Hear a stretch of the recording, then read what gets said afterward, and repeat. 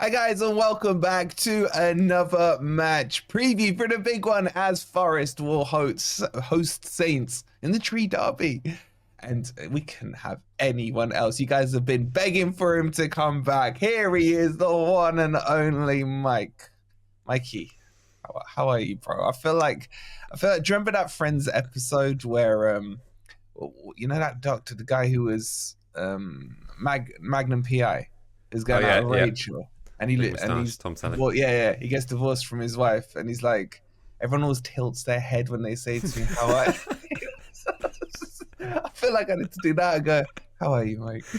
Do you know, every single opposition preview I've done, literally, it slows down towards the end. Like, and how are you, Mike? It's almost as if like they know the sorrow that's in my heart, and it's just like, yeah, okay, you don't really want to ask that, but you have, and here we are. I'm doing okay. My football team, on the other hand, it is not doing okay, as you can all see, and there are a whole plethora of problems that we have, which I'm sure we'll get into in this chat. Yeah, I know most of you already subscribed, right? But go tilt your head over at Mike's channel. The link is pinned in the title. Yeah, you all love him. Exactly. I love him. He's got the best Tilt to the voice on subscribe YouTube. down there. Tilt, then press that Subscribe. subscribe button. Make sure Subscribe. you've liked and subscribed here as Smash well. the like. Hit subscribe. Exactly. There you go. But yeah, bro, let's get into it. Can I start with probably the most burning question for Forest fans? Yeah. Are you going to break Derby's record? I certainly hope so. I can't believe that we can't grind out 2 more wins. And actually, I can't believe. No, I just think that towards the end of the season, maybe there might be something where people on the beach, they've understood that they're in a position to say, well, where they are. And it just would be mad if we can't do it. But I'd certainly hope that we can. So yes, for the sake of all the Forest fans, and literally the amount of messages I have on every single video of mine from Forest fans going, please beat Derby's record. Like, please, like, as in get more points than them. So I think there's more urgency from your side of the pond rather than ours. So I'm just wondering. Yeah. I'm wondering. I'll ask this to the chat, right? Little tongue in cheek. Don't take me too seriously. Yeah. If you knew that Southampton were gonna be like 3 points off doing it, would you sacrifice a loss just to make sure this weekend to make sure they break the record? Let me know in the comments. But Mike, I still believe, mate. I've been like cheerleading you over the last few weeks. Are you gonna do it? Because I said 17th for Southampton at the start of the season. Oh, what's gone wrong, man? Let's put you on the couch here, right? All right, Okay. close your eyes, relax, right? A little therapy session. I'm ready. You can hold my hand while I do this while I lie on the couch here. There's so many things that have gone wrong, and it's all stemmed way back to a certain gentleman called Jason Wilcox, who came into the club, did fantastic things, brought in some amazing talent from Manchester City. We've got Gavin Bazunu, Shea Charles, Romeo Lavia, all these types of players coming in, and it was going great. And then he put in place a manager which worked to his ethos, which was Russell Martin, possession-based football. Everything was perfect, but the big problem with that is that we don't have 10 Kevin De Bruyne's. We have one Flynn Downs, So we were finding problems in the Championship and conceding goals and getting off lightly. I mean, last season we conceded, 63 goals in the Championship, which is just totally insane when you think of the points tally that we had. That's crazy. It was absolutely insane. So there were worrying signs. And then fast forward to where we are today. Of course, Jason Wilcox then took the gig at Manchester United, with the logic from the club of not replacing him. Basically, Jason Wilcox put in place everything that needed to be at Southampton Football Club, and then someone who did kind of the financial overlookings then got promoted to football director of football, but came from the world of rugby, Mark Bitcon. So there are people in place at the club that ultimately commercially it's working very, very well, in the sense that we've had a whole new fan zone built, we've had a Northern Wall done, we've got a Dell restaurant put in place. So commercially it's pretty fantastic, really. But on the pitch, it's a complete mess. And why it's a complete mess, of course, everyone knows that we sacked Russell Martin a few weeks back. Is getting found out with the style of football, but it's not. Did you turn on him? Did you become Martin out? I wasn't Martin out because I didn't know what was coming next. And I think that if it's all well and good saying Martin out or whoever manager out, if you're not confident of the next appointment, and we've been here before, we were Hasenhüttl out and Nathan Jones and Ruben Sellers. It's just like Forgot car about crashed. him, man.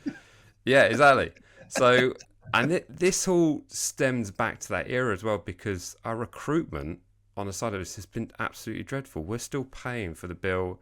Kamaldeen Sulemana, Paul Onuachu, you're talking about 30-40 million pounds worth of players just from those two signings alone. Haven't really done anything in the Premier League, weren't with us in the Championship. And then from that, you basically look at the one or two fingers and go, okay, for the last 6 years, we've had Danny Ings, Romeo Lavia, Tino Livramento, and Aaron Ramsdale. I would say are the 4 signings in 6 years that would stand out for me and say, yeah, that's a good one.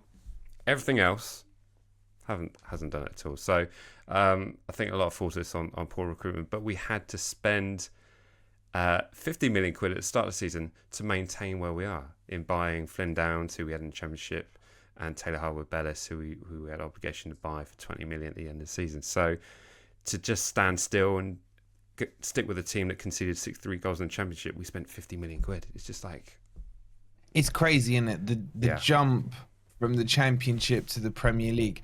I almost feel like the year we came up with Bournemouth and Fulham, I feel like the gap since then has got even. It was already big, but it just feels like it's stretched, because you look at the bottom 3. I know Wolves have dropped in, and we're recording this before you've played United. Come on, Southampton tonight. For the away win at United, yep. Oh, please. I've got a feeling, mate. I've got a feeling, right? They're in a relegation. We're going to smash them 0-0. You wait. Mate, if you could smash them like 4-0 and put them right in that relegation. Anyway, that's a whole other thing. But yeah, the gap just feels so big. It almost feels like, if you look at Ipswich, they spend well over 100 million now, and they're just outside the relegation zone because Wolves got smashed by Newcastle. I mean, it's kind of ruining football in a way. Obviously, looking at it from my selfish perspective, I'm like, okay, if this continues on, then Forest can establish themselves. But you know me, I've always seen Southampton as a proper old school Premier League club, man. And I don't know how football goes from here. It's going to get messy. It's become more finance than football. Yeah, I think there's a big problem out there. I think FFP, PSR, and whatever has come in to try and govern those issues. The positive side of that is you see players which academy talent which isn't getting game time, then going to opposition clubs and getting game time. That's good. That's not a bad thing. What is a bad thing is the fact that those that are at the top are kind of in this sealed box that they're then protected by everyone beneath them, that they can't get anywhere near once there's an investment there. Now, I totally agree that clubs should be protected against bad owners and people that put in clubs in trepidation and that won't exist anymore. But I just think there's something horribly wrong, and that's looking at a Leicester City side who've gotten away with it, as far as I can see, twice in a space of 6 months, which is frustrating because we had to sell to maintain where we were. And it's just like, well, if that wasn't the rules, then okay, we weren't going to keep Romeo Lavia in the Championship. I'm not that naive, but we didn't need to sell 65 million quid's worth of talent there to try and keep below the line when other clubs weren't. So yeah, it's hugely frustrating. So what's the mood now in the fan base? You're 10 points off getting out of the relegation zone. I mean, your goal difference is horrific, bro. How many you conceded? 44 already? I've lost count. I've stopped looking. I'm just looking now. 44, scored 12. I'm not helping, I know, but you drew with Fulham. You drew with Fulham a couple of games ago, but then picking up the L's a bit, man. Like, is hope gone? Like, or do you feel you could, because you just need to string. You need to string like 3 or 4 games in the next 6, something like that. Just build a little. Well, obviously, apart from the Forest game. Shit, I forgot the play. I appreciate the sentiment, but you've got things to do as well. So yeah, but do you know what I'm saying? Though, if you could string a few games together, is there still hope in the fan base, or are you guys now thinking we might as well start planning? I think everyone has resigned the fact that we'll be a Championship club next season. that said, crazier things have happened. If we could get back-to-back wins somewhere, and then suddenly we'd be in touching distance. The fact that I think the 4 or 5 above us are below 20 points at this stage of the season is mental. So if you think about that, then it's only the fact that everyone's looking at Southampton 6 points again. Oh, there we go. They're not looking at the ones above, thinking like, actually, that's a really low tally as well. So if we can string some kind of hope on that, then maybe. But everyone has resigned to the fact, and I think that's shown in our transfer window activity as well. In terms of like recalling Shay Charles, he's coming back from Sheffield Wednesday. We haven't really seen anything else in terms of. The only things we've seen is kind of outgoing to think like, okay, well, can we get Kyle Walker-Peters back on a contract, or are we resigned to losing him on free? And will Ramsdale go to Newcastle this month or somewhere else and recuperate those funds? There's talks he's leaving already. Yes, it's hugely depressing. But you look at what that must be doing to the confidence of Ramsdale. I wouldn't blame him, put it that way. But I know he'll want to do the ultimate. Best for the club, and even when he was injured, I had the good pleasure of catching up with him at an event somewhere, and he was there with his finger strapped. He says, "I don't care about this. I'll play number 8 if I have to, but I just want to get out there and start playing football again." So, I won't challenge his passion for the club at all, but you've got to look at this practically and think like, okay, well, the money that you could get from now as opposed to in June, July, what does that actually look like financially for the club? So. Yeah, we're there. It's that bad. It really is that bad. Yeah, but look, I'll give you some hope. Like, thinking back to last season, I remember Burnley weren't too far off the position you were, and then they did exactly what you said. They went on a little run, and then suddenly they were catching up with Luton, and we're looking over our shoulders thinking, oh crap, it's not just them plucky Luton team we got to worry about. Burnley started to do it. Because the key thing is, and I've been saying this, I don't want to talk about Forest, but I feel like horrible to talk about, but like the difference I'm finding this season is that if we draw, it's almost like a loss because the teams around you are probably going to win. Whereas when you lost or drew last season for us, at least you had that comfort blanket of thinking, okay, at least 80% of those teams around me are not going to have one or what have you, and draws actually feel bigger down that bottom side for us last season. So, I'm looking at it and thinking, you know what? Everton aren't out of it. 17 points. They took an L as well the other night. You can. I just want you to stay up, man. With that voice deserves to be in the Premier League, mate. You know what I'm saying? It's like it's not over. It's not over. It's not over. Well, of course, we'll keep fighting, and I think the players will want to go out there and do it for the fans as best they possibly can. They know that there's. Thousands of season ticket holders turning up every week and travelling on the road, spending thousands of pounds to follow the club, and they want to do it for them. And I think that team unity is going to have to be massive, and I think they'll just have to look at themselves and pull it together somehow. But like I said, it will all be about small goals, about thinking about the next game, see where we are next game, and then just see where it is. But just before we get into like the nitty gritty of the game, right? You're a bit of a celeb these days. Yeah? What are you saying? You and Letitia, mate. What happened there, mate? Yeah, your boy Letitia there, boyhood hero. Yeah, absolutely, and it's a rather pinch me moment every time I get to chat to the guy. But no, I also catch up with Dave Merrington quite a bit, and Dave and Letitia are still very, very close. So, but both absolute legends of the game, and I'm hoping to do something with them both soon. So we'll see how that goes. Good. All right, let's get into the game, mate. Right, City Ground, Tree Derby, Forest, Southampton. How are you feeling about it? I'm a little worried, but I'm always worried. So don't take too much. Why are you worried? I'm just always, because Forest to Forest, and they still haven't done a Forest yet, and I'm expecting them at some point to do a Forest, and like I lose sleep over it, mate. Okay. But like, should I be worried? No. If I'm brutally honest, I mean, we're recording this before the United game, so the last game that we've seen is I wouldn't say convincing win against Swansea in the cup, but last time out in the league was pretty dreadful. 5-0 loss at home to Brentford, and we capitulate, and I think that's been a massive problem. What worries me about this game is the fact that you beat us 1-0 at St Mary's, Mm. How on earth you only scored one goal against a Russell Martin Southampton team? That should be questioned in itself. Maybe we should talk more about that. But going into this game, I'm thinking, well, it's not just what we're like at the back. It's like, can we score? And like Mm. trying to break down your defence, which is pretty good, really, isn't it? Yeah. It is going to be our biggest problem, and our success in the final third is just not there at the moment. It's not been there for a long period of time. So, look, I hope I'm massively wrong, but I just don't see us troubling your defence at all based on what I've seen recently and for what he's going with. So yeah. What's Juric? Is it Juric or Juric? What's the correct pronunciation? It's Croatian, so I'm guessing Juric. Juric. What's his philosophy and his style? Because under Martin, even when we played you, it was very possession based.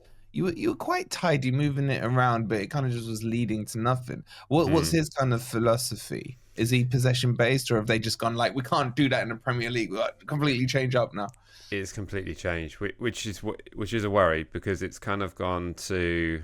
I mean, lots of people were referring to a certain other manager that came in for a January period a couple of years ago, but it is very much working on a defensive basis and working on the counter attack, and just being not being obsessed with having the ball, but getting the ball to the final third as quickly as possible. So it is a big change for a lot of the players, and I think a lot of the players have actually welcomed the change because they were a little bit annoyed and frustrated with how they're doing things. However, from what I've seen over the last few games, is that there's been a confusion in the Fulham game where we stopped Fulham from scoring at home for I think the first time this season, which is we're literally taking those points in merit at the moment. We're that desperate. We stopped them from scoring, which was great. But then the last few games, we kind of slipped into this hybrid of playing Russell Martin ball around the back and think like, stop doing that and just do what you're told to do now, guys. This is completely different. But there's still a little bit of that creeping in. But to change a manager in December is crazy because so many games. There's no way you can have that much time with the players off the pitch to say, right, this is what we're doing. Yeah, it's completely different. Yeah, this is what I know it's completely different. Yeah. Completely different. Let's just get everyone wears shirts with completely different run, and so every time you pass on the ball, completely different. Okay, so it's going to be tough. It's going to take a few games, but Juric has got amazing qualities out of mediocre teams. So that's what he's done in the past at Torino and the clubs like that. And he's a very passionate, loves his heavy metal music. So who knows? Could be an absolute mosh pit at the City Ground on Sunday. We'll see. Oh, I like the connection there. I'm sure when people talk about your players, Dibling's name is the one that tends to get mentioned more so than not. How good is he, bro, from your perspective, seeing him week in, week out? And do you expect to hold on to him, even in this window? I hope he signs a new contract. I think that's what we're all waiting for, to see him sat with Phil Parsons on a desk with some adverts behind with that pen and doing the thing. That's what I honestly think needs to happen, actually, for him. He went to Chelsea. He's a Chelsea fan himself. So he went to Chelsea very early on, I think around the age of 15, 16. Didn't work out. So he came back to us, I think 6 to 8 months later, to carry on his career. And I think at the start of this season, we're thinking, is he going to get game time to progress? And very quickly he got game time, and because of the way he was performing, he couldn't be kept out of the side. He is phenomenal. Is he as good as everyone's hyping up? I think time will tell. He does have the I don't know, kind of like a flurry that perhaps maybe a young Jack Grealish, sort of Letizia, sort of not really trying, but somehow bombing past all these players and able to get through gaps that you didn't expect to happen. So he is a talent. He is one to watch. He's still very young, 18 years of age. He's scored in the Premier League already. 18. Yeah, it's just a baby. So I think for his progression, he needs to sign. For his progression and our finances, he needs to sign a new contract, and that means in summer, if something comes in which is a large amount of money and he's been able to show promise for the remainder amount of games that we have, whether we stay up or not, that that would then be the right time for him to make a decision on his future. But if he was to go somewhere now and sit on the bench and try and factor into a squad that's already got plenty of superstars, and it's just, for me, it's too soon. And for our finance department, it's too soon again. But for me, it's just too soon for him to push on. He'd work at Forest, I could see him.